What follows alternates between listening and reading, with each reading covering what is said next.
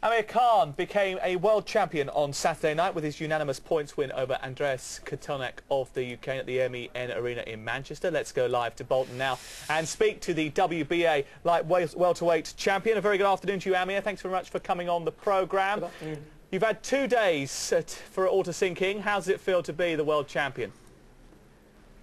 Yeah, it's the best feeling ever. You know, something I've dreamt for years and years. When I was 8, I wanted to become a world champion when I started boxing, and now I've achieved that goal. And on Saturday night, I become a world champion. It's the best feeling. It's still not sunk in yet. I think it'll take a few more days, but you know, still being told you're the world champion, knowing that you won a world title and you're one of the best in the world at the light welterweight division, it means a lot to me. When you look back at the fight, what were the key ingredients to you controlling it?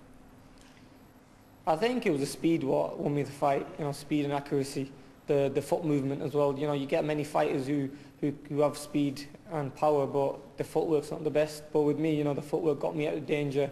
It got me in there to hit him and moving out, and the lateral movement as well. And then having Freddie Roach in the corner, you know, to help me out and give me a game plan to follow. You know, that helped me as well. You talked a lot about Freddie Roach in the aftermath of the fight. You were heaping praise on him. What is it about him that makes him such a good trainer? He's a very calm guy. You know, he's a very calm coach. He listens to you. If you're unstuck in a fight, you know, he gives you the right instructions to follow, and he gives you a game plan to follow. For this fight, we had 2 game plans. You know, we had a plan A and a plan B, but you know, everything went really well, and also the strength conditioning for the fight was awesome with Alex Ariza. We trained so hard for the fight. You know, there was no doubt that we wasn't going to do the 12 rounds. We knew that the fight was going to be hard, and we had to be fit and strong for it. And yeah, you know, the fitness that we did for the fight and the training that we did in the sparring and everything paid off. You looked in cracking shape, and it was such a big fight, and the moment at the end when you became the world champion, I'm sure will live long in your memory and in the memory of British boxing fans as well. Does a victory like that give you a thirst for a big Brit super bout with Ricky Hatton? Yeah, you know, it's a big fight that people want to see and people are talking about, but you know, at the moment we're just going to leave it with the promoters. I just want to enjoy my win. I want to let it sink in, me being a world champion.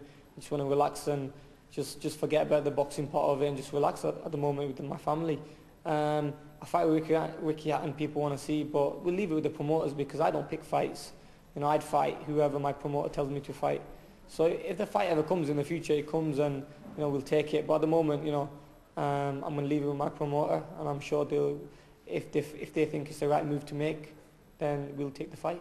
But as a boxing fan, how big would that fight be for the British public?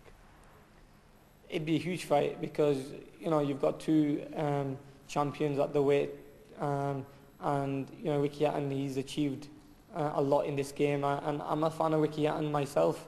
You know, what he's achieved in the game is brilliant, but to fight him, you know, that'd be awesome. And to have 2 fighters, one me, the up-and-coming fighter, and Ricky Hatton, who's been there, who's done it, I think it'll be huge. But like I said, you know, I'm sure the promoters are in talks, and we just leave it with the promoters. We just fight as we are. Yeah, you said you're going to take a little bit of time now to relax after that victory. What are you going to do between now and the next bout? Yeah, I'm just going to chill out, you know, keep away from the gym. Just spend time with friends and family, and catch up with all the fan mail I've got, and just, you know, catch up with things. I've been in LA for a long time. This training camp for this fight must have been about 11 weeks. So I'm back home now. It's good to see all my friends and everything. So I'm just gonna chill out now and forget about boxing for a little while and just relax like a normal boy. We're talking, you're not a normal boy, you're a world champion. And we're talking to you today after you've put that belt round your waist for the first time. 12 months ago, in the last 12 months, it's been such a whirlwind, really, since that defeat to Bradus Prescott. I mean, how did you put that fight behind you and move on to get to this sort of level? Yeah, you know, I put the fight behind me. When I was defeated of Prescott, I think it was the best thing that ever happened to me. I changed from a boy to a man straight away that day. And I moved to LA, I trained over there, got away from all the distractions, and was 100% focused for the fights in the future. You know, I knew I couldn't make that mistake again, which I have never made, and no one ever thought within 3 fights that Amir would be fighting for a world title and winning a world title. So I've shut all the critics up out there, and you know, I've achieved the goal that I wanted to achieve at the age of 8. Like you said, only 3 fights after that Bradis Prescott defeat. 22 bouts in all since turning pro back in 2005. I mean, are you world champion a little bit ahead of schedule? Well, you know, it's happened quick. 4 years it took me. I turned professional in 2005, and it's been tough, it's been long, but you know, I wanted to do a little bit quicker.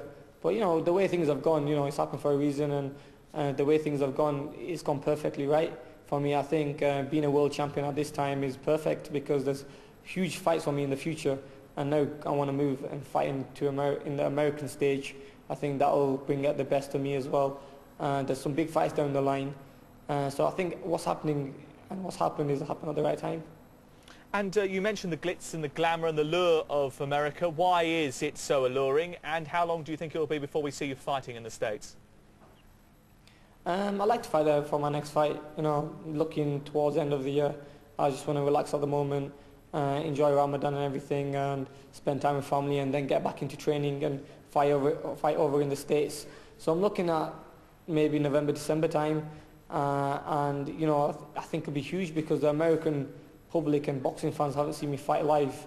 They've maybe seen me on TV or the internet sites, but I think it'll be good for them to see me fight live, and you know, to fight on an undercard of a huge fight would be brilliant for me. And now being a world champion as well, I'm sure there'll be a list of fighters who would want to fight me.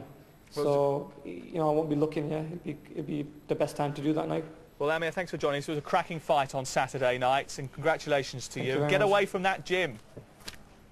That's right. I'm gonna get away from this place. I can't believe they got me back here. Nor can I. Speak to you later. Thank you very much. Thank you very much.